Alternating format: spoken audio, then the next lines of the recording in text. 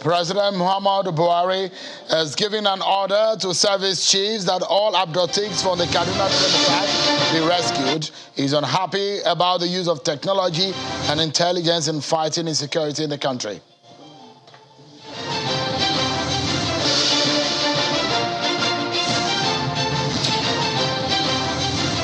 And INEC today insists it will go ahead with elections in spite of security situation in the country. It lays a 5-year strategic plan and modalities for executing the 2023 polls.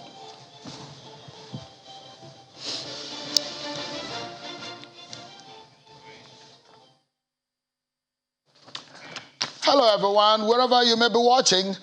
It's a very beautiful Thursday evening right here in the city of Abuja, Nigeria's, the nation's capital.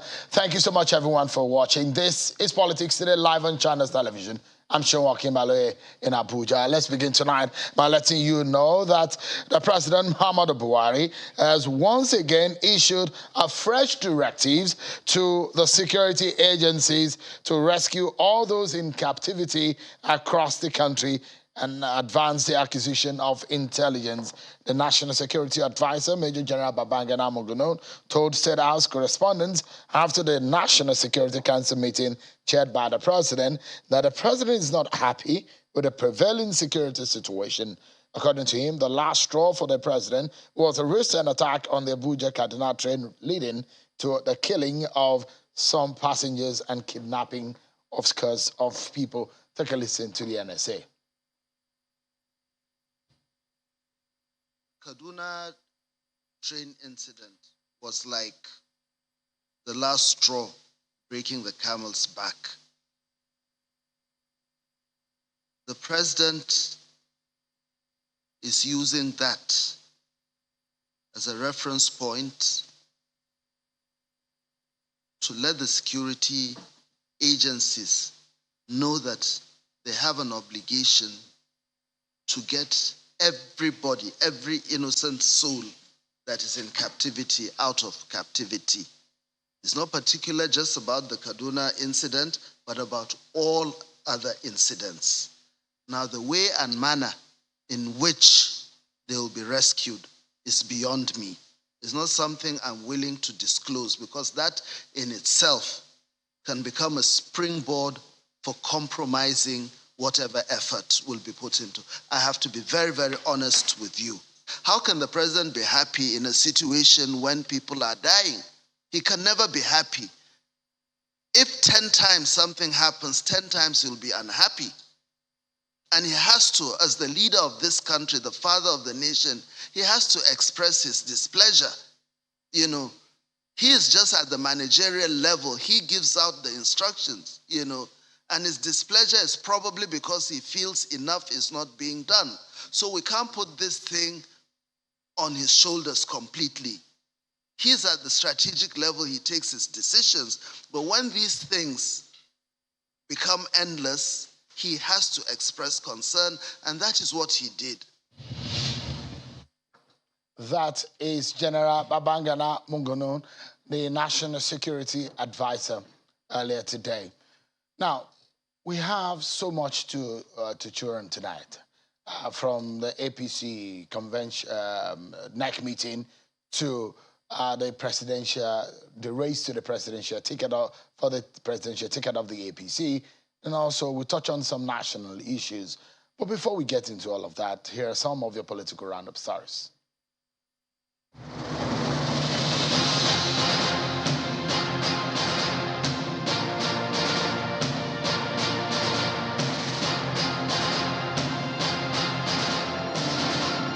Governor Nyesom Wike of Rivers State has continued his consultations across the country, and his latest stops are Taraba and Bauchi states. He has been telling his hosts how he hopes to deliver impactful governance if he gets elected. He has also pledged that women and youths will be adequately represented in his cabinet if elected president in 2023. We will give women not less than 7 positions in the cabinet. We will give youths not less than 7. Ahead of the 2023 general election, some delegates of the People's Democratic Party in Cross River State have rolled out support for the Akwa Ibom State Governor Udom Emmanuel to become the next president of Nigeria, following his declaration to run for the seat.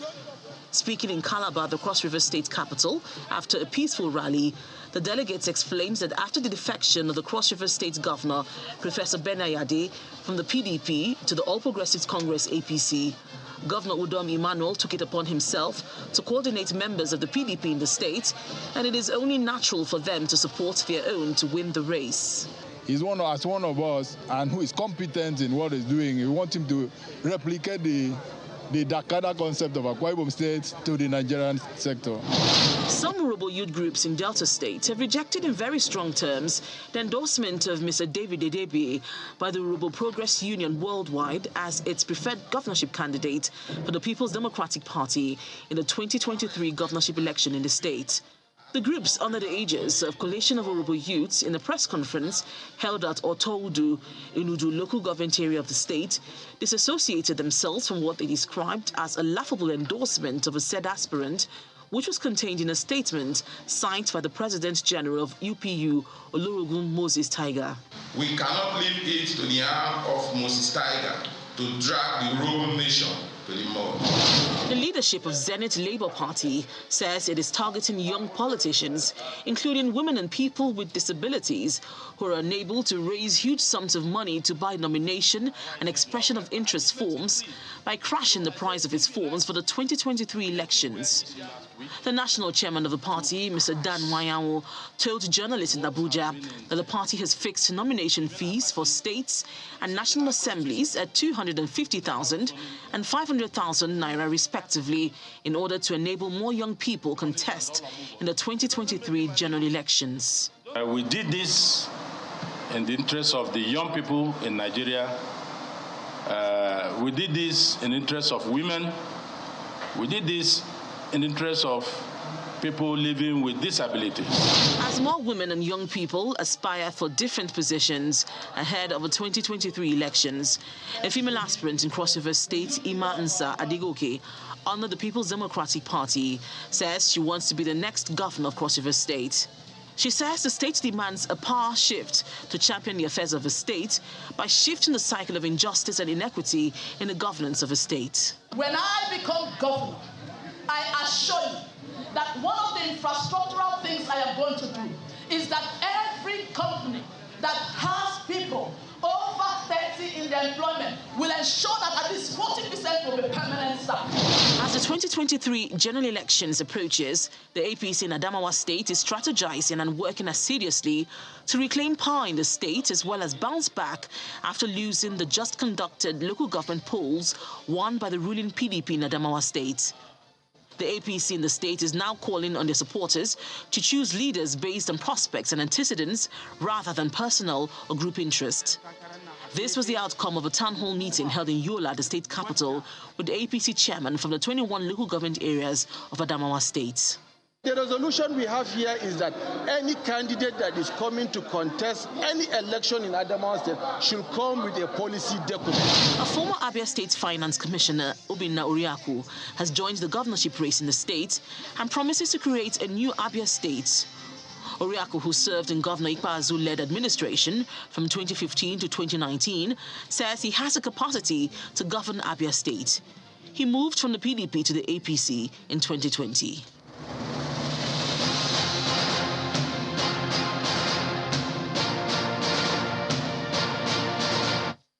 Another very business that we need to take care of before we get into our discussion tonight is what happened today in Abuja, where the Independent National Electoral Commission, INEC, says it is confident in conducting the 2023 election with courage, and has maintained that the 2023 election will hold despite the security challenges in the country.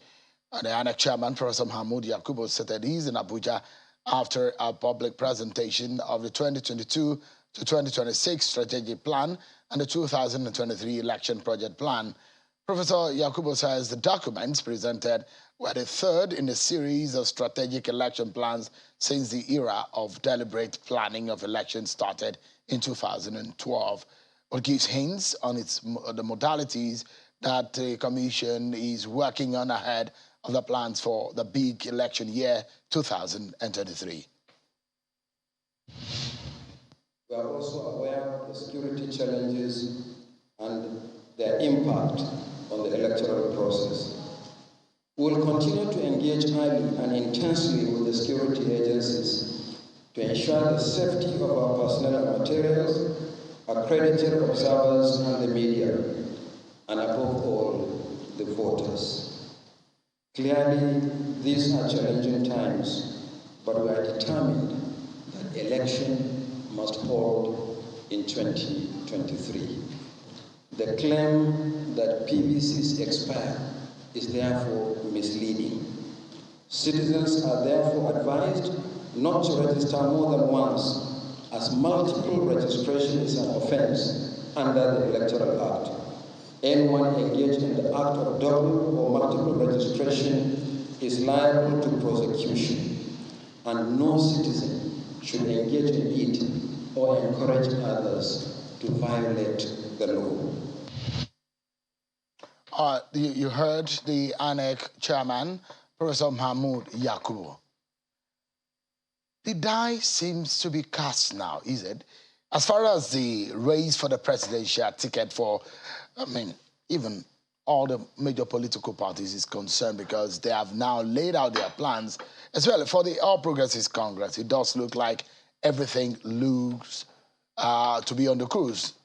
The party has laid down its ground rules and set the price tags for the nomination forms. And increasingly, we are seeing more presidential aspirants getting into the arena, erasing doubts about their ambitions. One of the latest to throw his hat in the ring is the Minister of Labour, Senator Chris Ngige. My guest tonight is a medical doctor turned politician. He is a former governor of Anambra State, who also served as a senator representing Anambra Central constituency in the upper chamber from 2011 to 2015, and is now serving a second term as minister in the Buhari cabinet. Senator Chris Ngige joins me now live on the program. Thank you so much for joining us. Thank you, Sean. Thank you for having me. So officially, you are a presidential aspirant. Total and complete. So you went to Idemili to declare? Yes, my hometown. Your hometown. Same soil where I told them I was going into politics in 1996. Same soil. So you went there, told them that I went back to the same soil. Their son is ready to take up the biggest role as far as politics is concerned in Nigeria. Same prayers they gave me when they were sending me off in 1996. I say, pray it again for the people of Nigeria, because I want to lead the people of Nigeria. This time around, I hope it won't be truncated, because you know what happened in the first instance. What happened? When you were governor, you didn't quite finish your term. No, but the important thing that I was governor. You were. And I touched the lives of the people. It's not how long, but how effective. Okay. What did the people benefit from me? You go to that state, you know. It's a while. All the routes, motorable routes there today are the routes constructed by Ngige between 2003 and 2006. Not the one conducted, done by Peter Obi? No, they're all washed off. Those ones are gone. Really? They didn't last more than 5 years. They were all gone. What about the ones by Obiano? Also gone. So it's only the one that you did? Yes, because I used reputable contractors. And I inspected the jobs by myself with my commissioner for works. Should I be surprised that you're saying this because, of course, you blow your own trumpet? No. If I don't blow my own trumpet, who will blow it for me? Yeah, but is it also right for you to have said all the roads done by Peter Obi, all the roads done by Willie Obi, and all of them are washed off? Go and ask Anambra people now. I'm not the one saying it. They are the ones saying it on television and the media and everywhere. Very few of their own roads are still there. There are sub-quality roads. I use reputable contractors. RCC, Renal Construction Company. I was the first second state governor to bring them into a state and pay them as and when due. Certificates don't stay more than 2 weeks. I brought Cetraco to them too.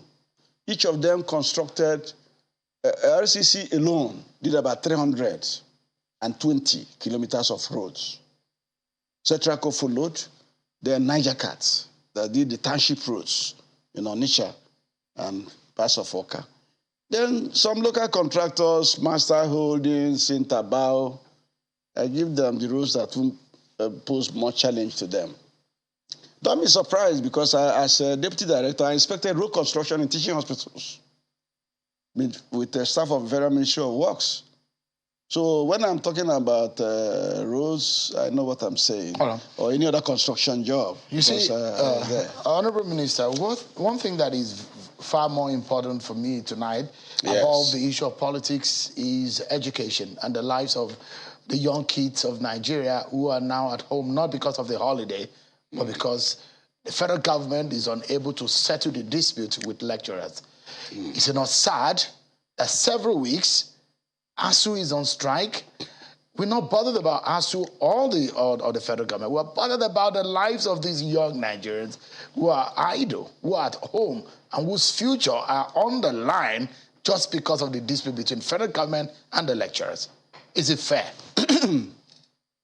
The ASU issue is a recurring decimal.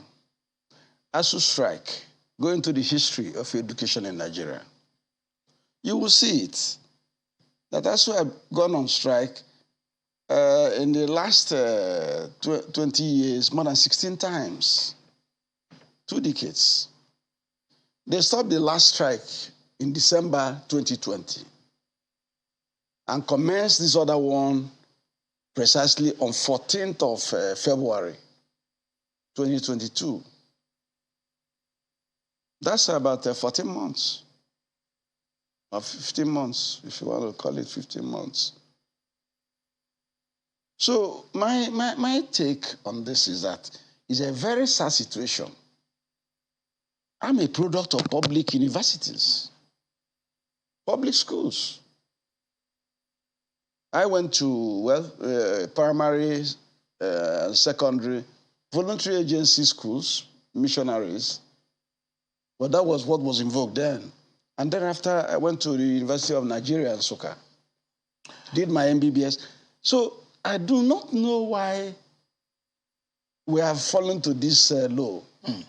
Minister, you see, let me make an analogy. Let's assume that the federal government is the parent. Yes. And these children at home. Would you, as a parent, not find it wherever you may, search for the means to get your children to school? I have children at home. More than your own children. Minister, I'm talking about millions of Nigerians whose children are now at home. No. And for several weeks, Minister. No, just listen. And this is not one of. This is something that has come over and over again. An agreement that the federal government has failed to meet with the lecturers. Would you give me a place? You are already... It's an emotional issue because I have concluded. No, it's not a... You know, this is not the first time we're having this conversation. But you are not making it... You're not making the point the way it should be. How? Because I am a conciliator.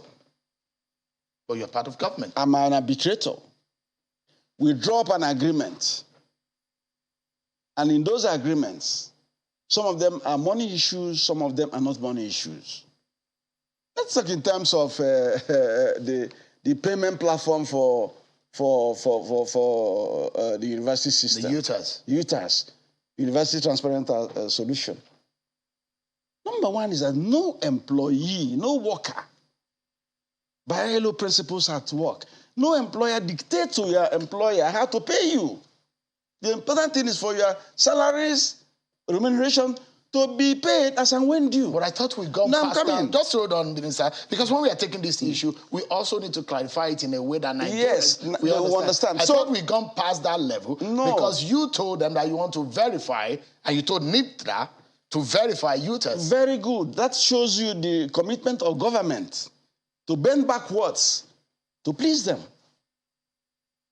Government shaded their rights. You dictate to me as my worker, I'm not bound, but in the interest of peace and in the interest of the fact that we have said that we want to encourage local content. Presidential Executive Order 3 and 5. let us take this, your solution, the software, for tests. Ministry of Labor doesn't do tests. Education doesn't do tests. The only body permitted by law of the Federal Republic of Nigeria to look at softwares and everything, information technology, hardware, is NIDA. So when I convinced Mr. President, I and the SGF, were the supporters of ASU, we said, let's go and test this thing and encourage them. Because if they say IPC is amputating their salaries, what is there is to, if we didn't want to encourage them, they said, okay, put into IPs the areas of amputation machinery so that it can stop. But we said, no, let's test this. If it's good, it's something for the Nigerian university system. It will have a handshake with IPs. Do not forget what brought us to that situation. Minister of Finance complained that she had to pay 870 billion as shortfall of payee taxes, which was not being paid in the university system and the teaching hospital system. So when the IPs came on, IPs started deducting appropriate taxes of payee, started deducting cooperative payments that were due that were not being taken out at the time. And of course, they protested and said that it was an amputation. We looked at it and we said, okay, no problem. Let us try IPs. IPs, according to the report I got from NIDA through their minister, the Minister of Communication and Digital Economy, they have 3 stages of tests. Number 1 test is called user acceptance. And that is, who are the users of this your system? University bursars, College of Education bursars, and the rest of them all. They brought them to Abuja and looked at the UTAS system. And gradually it was scored 93%. User acceptance. Integrity test. Vulnerability test. These other 2 tests are tests that look at a system and prevent hacking into the system. Gives them a bulwark, a buffer. So has it gone through, has the UTAS has gone through these stages? The UTAS passed user acceptance, which is, are the users going to use it? Are the users compliant? The bosses say yes. What about the second stage? The second stage, from the report I got from NIDA, and which ASU also have, NIDA said they failed integrity test, vulnerability test. And I proposed to ASU, I said, this is the report. For me, as your conciliator, let us go ahead. Do joint tests with them, because your reply says these tests were done in your absence. But if it's an application, it can be reviewed, it can be adjusted, and the back end can be fixed. Good. To fix all of those vulnerabilities. Correct. I proposed that and said, do a joint. And we even this time get observers so that nobody will be cheated. They told me, yes, they will look at it, and before I know it, by February 14th, they have gone on strike. And say it's a warning strike. No notice, nothing. So this is it. So how can I now force NIDA to give them a certification for that they have passed integrity tests and also passed vulnerability tests, when they are the expert? I'm not a computer expert. I'm only a conciliator. Do not make a mistake. Their primary employer is Ministry of Education and National University Commission. Down the line, the University Governing Council. Okay, so, Minister, so the manner in which at which you want to, you cannot exonerate yourself. Because you've made a promise. I'm a part of government. Yeah, you're part of government. Yes. And you are in charge of all the workers in Nigeria. They're somewhat on the... and I protect them. I have conciliated so many of them satisfactorily. And you have made promise in the area, I mean, as far as ASU is concerned, that you will ensure that they don't go on strike again. You said that. Of course. Now, but it has happened. No, they have now said, no. ASU says, NIDA has to give us certificates, whether it's good or bad. How can they do that? But they now said, when IPs was installed here in Nigeria, NIDA didn't test them. That's a very lame argument. No, but at the time IPs came in here around 2006, 2007. I mean, this argument about whether or not IPs went through the same, if you put UTAS through the test that is going through now, did you put IPs through that same test? That's the question. There was no need that law then. You were not scrutinizing. There was no need that law. You didn't scrutinize IPs the way you're scrutinizing UTAS. No, there was no need that law then.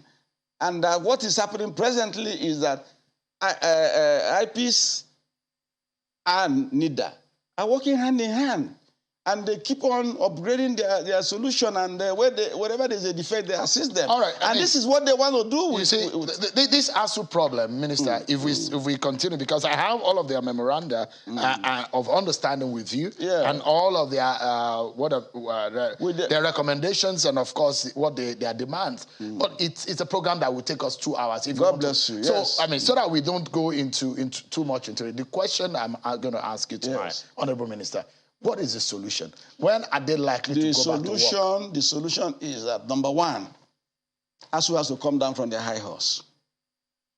You cannot go and start intimidating people in NIDA and threatening the Minister of Digital Economy and Communication with revocation of his professorship. That is a fake professor. That they didn't, just listen, that they didn't approve you. And you go to ABU and say you are going to withdraw the certificate of the director of NIDA. That's bullying. It's not allowed in labor negotiations. Is that I mean... That's number one. Number two, I'm coming.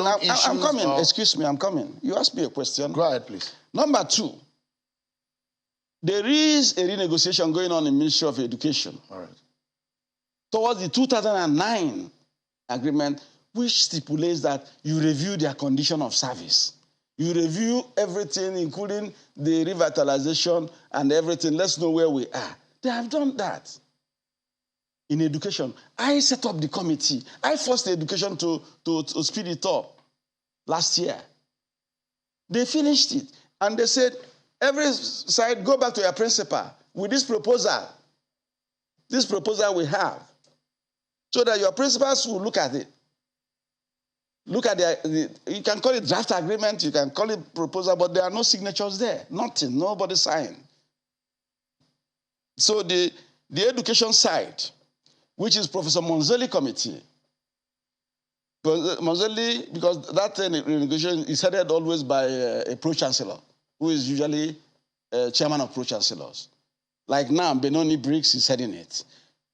They came back and budget and planning, National Salary Incomes and Wages Commission, Ministry of Finance, Ministry of Education, National Universities Commission. 4 of these government agencies were in that committee as advisors or observers.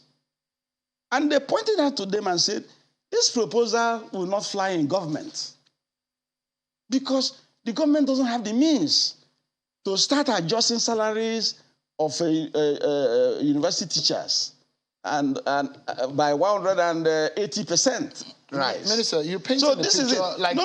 So what is happening now, we are giving them 6 weeks. Okay. We gave Bedoni 6 weeks.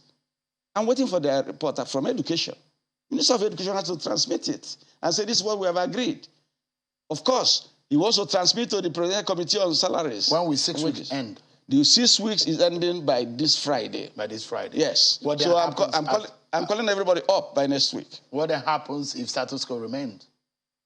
Well, the law says that once we start conciliation, that the Minister of Labour has apprehended. The law says that if it goes to Industrial Arbitration Panel, which is where I'm supposed to refer this matter to, if my conciliation fails, or the National Industrial Court, if the conciliation fails, it's a double barrel thing. I choose the one I want and refer it there. If it fails in my place, I refer. But the law says that once conciliation has started at my level, you call off the strike. Okay. Whichever. So let's wrap this up. So what do you think is the immediate solution as a parent now? What do you think is a low-hanging fruit? The low-hanging fruit is that I'm on the neck of the committee in education. I cannot be in the neck of NIDA. That's above me. Education is where I'm pushing. So that that proposal should be redone.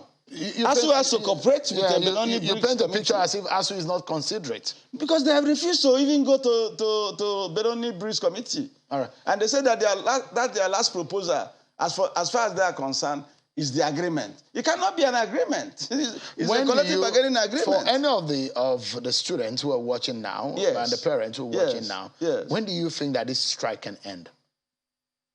How can I say? It depends on ASU. The ball is in their court. They should go and meet the committee on Benoni and look at what the committee is doing, make their further inputs so that the work can be accelerated. But can you make a commitment to Nigerians? No, Honorable Minister. No, I will not. You're a parent. And but I will not, because the ball is not... If you allow me to make my point. Go ahead. Can you make a commitment as a parent, as a concerned citizen, as a government, to Nigerian people who voted your party into power, that these kids that are at home, when they say that when two elephants fight, the grass suffers, these kids are the ones suffering. Can you make commitment to Nigerians that you will ensure and you make sure that this strike, as much as you can, is called off? Well, I have made that commitment much earlier than you are now asking me to do. And I've not slept. I'm working. I've told the Benoni Bridge Committee, yes, we gave you 6 weeks on our table with ASU is in this agreement here that I'm holding. ASU knows that they have a 6 weeks timeline. And they are even refusing to go there. My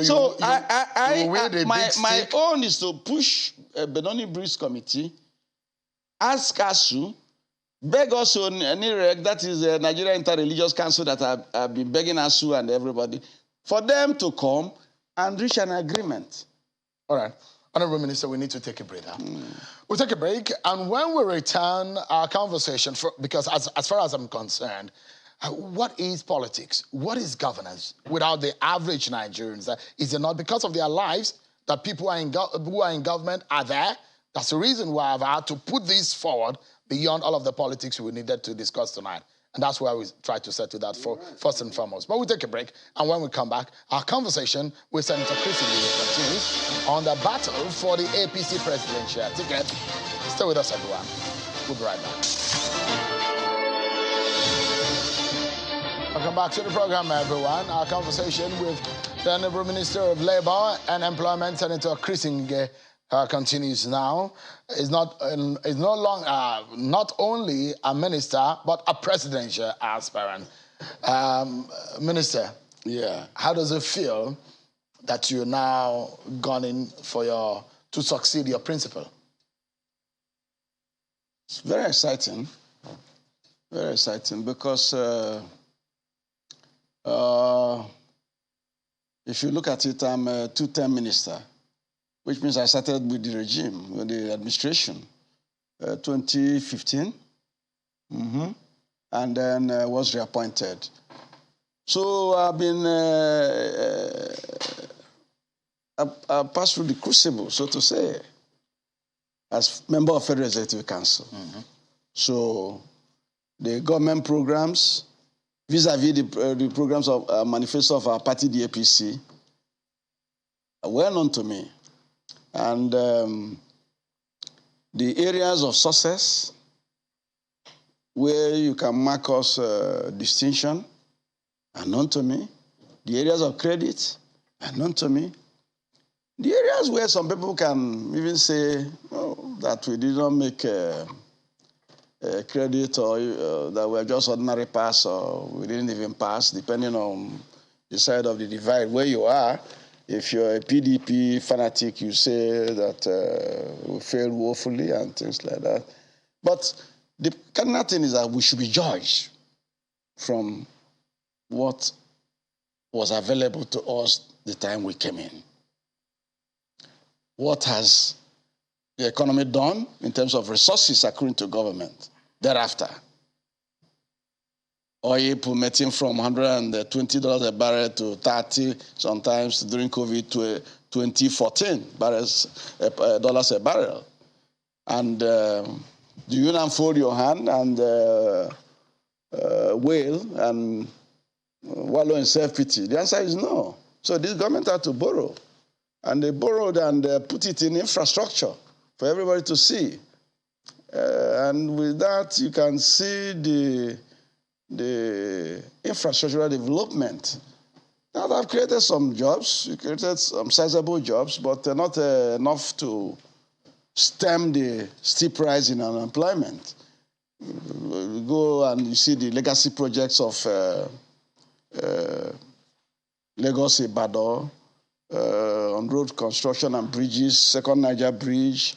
You see work going on in Kaduna, Kano, Enugu, Okigwe, Umuahia, Aba, Port Harcourt. The rails that have been brought back to life. For those who have, you mentioned that you have excellent marking, grading in some areas. Yes. And you said for those who think that your party has failed woefully, perhaps we should not go too deep. Let's just take the 3 things that your party promised. Fighting corruption, security, and the economy. Economy and infrastructure, they go hand in hand together, because that's what I've... let's take security, for example. Security, I can't discuss security in the open here. But what I can do as president... When you're talking about that your party has done well, and so your party should be judged by what you have done, those are your words. Yes, and the resources available to us. We also weigh it on the scale of what you said and what you have done. You said you are going to fix insecurity. And your party put forward a general that was going to fix it. That was what you promised to Nigerians. Yes. So the question is, have you done that? Well, the answer is yes or no. No, how many local governments were in the hands of Boko Haram when this general came? Yes, not. Borno State, Adamawa State. You know the number. They hoisted flags. They were collecting taxes in those other places. You don't want to put it... That's an aspect That's of why insecurity. I said... Of course. Yeah. Boko Haram has captured those places.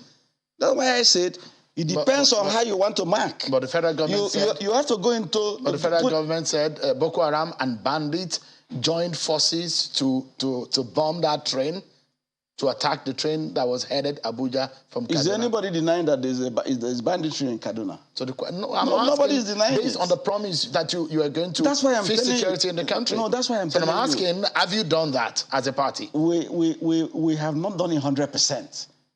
But for you now to say that we have created a situation that's hopeless and helpless, no, I don't agree. No, I go into the basket. I've never said that here. I was just asking you the question based on what you promised Nigerians. Yes. In terms of security and what you have done mark us on the ones we have achieved very well. You have said we have taken back all the local government. And we're using your own marking scheme. Yes, that's what I'm telling you. And we're saying, in terms of security, have you done what you promised?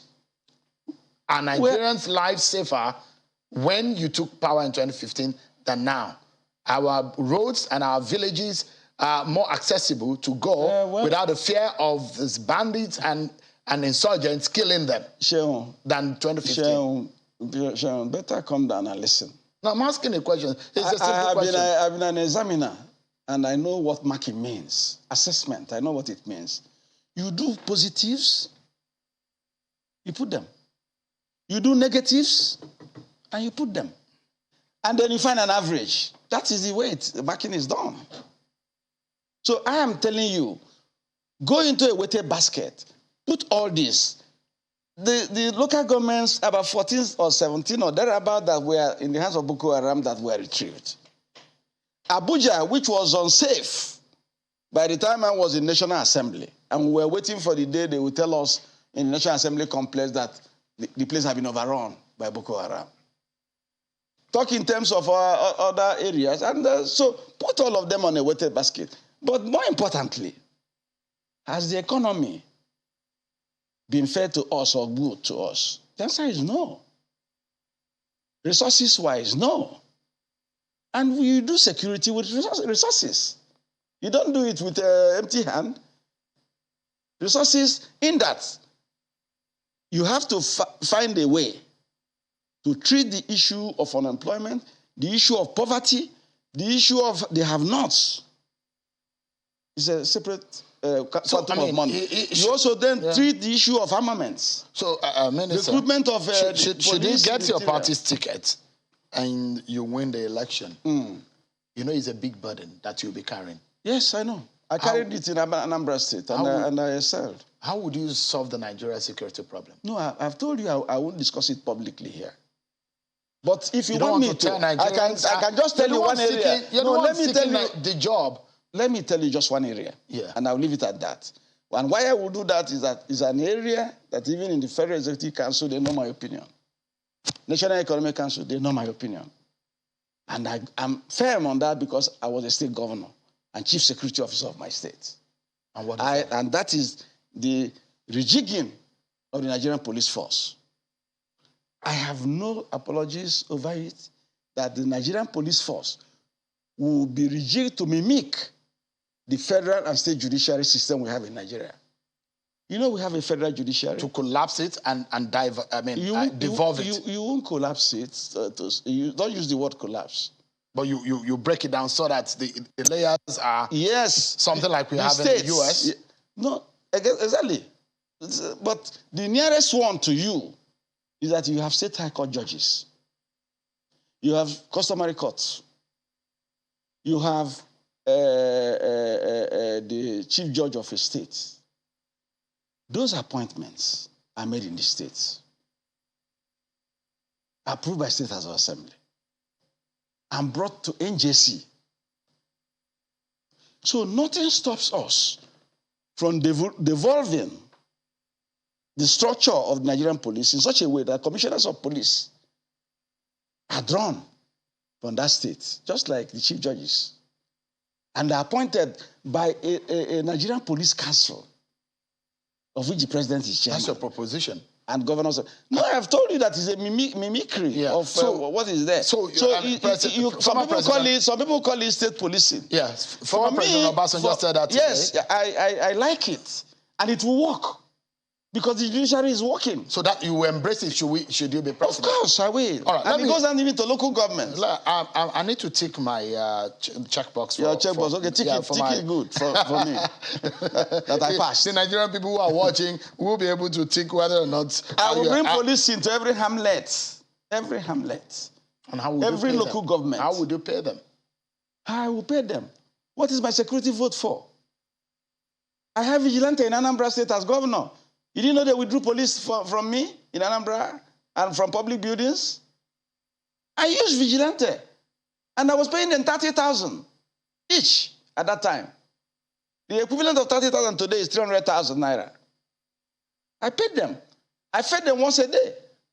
I provided them vehicles. We registered their guns, the pump action guns. We registered them. They were everywhere. They were in every community. And so the place was policed. And I had a central command in Oka with my commissioner for special duties, Prince Chris Atwegu, in charge with his special advisor security. They were liaising with the commissioner of police. The Constitution permits that you designate a commissioner, an officer of your government to work with commissioner of police. The proposition you're making in the area of security. Yes. That's the only one I want to make public. You've been a lawmaker. You know what that means. Yes. You have to go through the Constitution to fix that area of the Constitution. That's right. That's right. You have to. You know because you have to change the composition of Nigerian Police Council. That could be. No. A government headed by a president who was a legislator, like me. I know the workings inside that place. I know what to do. Okay. I'm going to be talking to my colleagues. Let me go into another. I'm a product of the National Assembly. Have you bought your form? No, but you say you are current, that you have everything. Sale of form starts on Saturday. Well, you are not current. I'm going somewhere. You are not current. 100 million naira. Yes. That's what my party neck fixed. Are you happy with that? Whether I'm happy with that or I'm not happy with that, that is their own postulation. They have done their calculation. They have done their work. And Abdullahi Adamu, the chairman, is a very serious man. If you know him well, Saki Yaki. He was my colleague in the Governors Forum. He was chairman Governors Forum. And he was my colleague also in the Senate, 7th Senate. He's a very serious-minded person. For the move to say 100 million, he has seen certain things. And I was a party official. In PDP, unfortunately, I was Assistant National Secretary and Zonal Secretary of Southeast. I was a NEC member. So I know the workings of the party. So I'm not going to crucify them or say crucify them. No. Let me give you a typical example. After the selling of these forms, candidates emerge, both governors, senators, House of Rep, and when you tell them to contribute to the party, you won't see them. That's our experience in PDP. That's our experience in ACN. That's our experience in APC. So I can tell you that. And they have done the right thing by saying that the young folks, to encourage the young ones, that they have 50% discount. That's magnanimous enough. Because, I mean, the nearest cost of nomination from other political parties is 40 million, the closest one to yours. And for those who have criticized... They are not ruling party. They are not ruling party. What difference does it make? Is it not the same office everyone is running for? No. They are not ruling party. That's why you have people paying more for Bentley or Rolls Royce when there is a 508. They run on 4 tires. You don't think the high cost? You don't think the high cost of this form, the high cost of this form could be a deterrent for those who are really willing but don't have that much? Because I mean, how many 40-year-old or 35-year-old do you think can cough out 100 million just easily? Anybody under 40, by the schedule and program of the party, will pay half of 100 million, which is 50 million. Are you with me? Somebody like me, I was budgeting 50 million. I am my supporters. But when the thing came out and it's 100 million, they started calling me. So how would you be able to foot that? Oh, I have supporters. I have well-wishers. Don't bother about me. You will contribute, even you, Femi. I know you contribute. I'm a friend. I'm your friend because you will contribute. Because I invite you to this program. You contribute. Politically speaking, I don't involve myself in such. Even if it's 20,000, I know you. No. I'm not sure I have such an amount. Okay, but the question is, at the end of the day, what gives you the confidence? And I'll show you the faces of some of those who are hopefuls and who are probably eyeing the ticket of your party. There are a long list of them. Some of your friends. What do you make of these names and these people and these faces? Are you intimidated in some way about this race? Senator Ben Ayode has not declared. But it's a hopeful. That's why I said potentials. Senator Ben Ayode has told us that he was going to run. Amaefele has not discussed. That's why I say it's a potential. I mean, his name is being mentioned all over the place. Don't give potentials. Those who have declared, and when we start buying forms, you bring the ones that are bought forms. And then we can do this appraisal. A few of your friends are there. Bola Tinubu, the vice president. Senator Rochas Okorocha, governor of Kogi State, Yaya Bello, Governor Dave Umahi, the Senate Chief Whip, Senator Ojus Okalu, the Minister of Transport, Rotimi Amechi. How tough do you think this race will be? It will be a very tough race. But the best man will emerge. And who would that be? I don't know. I'm not a soothsayer, but I know the best man will emerge. You see, there will be many criteria. If you say you want to rule Nigeria, you tell us where you have ruled before. Where you administered. Were you in an executive position? Yes, it's important. Were you a state governor? If you were a state governor, what did you do? Where is the track record? That one goes. Were you in the legislature? Are you going to be having bickering and boxing bouts with the National Assembly, which is supposed to be a lawmaking body for the country? As far as criticism is concerned, do you think you are the best candidate for the job? If I don't think I'm the best, I wouldn't have put my hat into the rings. So I asked the I'm question very qualified. earlier. I mean, I've been in public service for 40 years, Sean.